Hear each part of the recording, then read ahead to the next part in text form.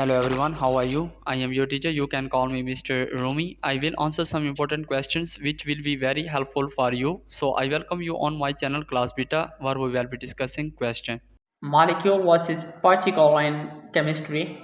Correct answer is in chemistry, a molecule is a group of atoms bonded together representing the smallest unit of a chemical compound. Molecules can be composed of various elements and exhibit specific chemical properties based on their structure. On the other hand, a particle is a more general term that can refer to atoms, ions, or molecules themselves, while molecules are specific arrangements of atoms.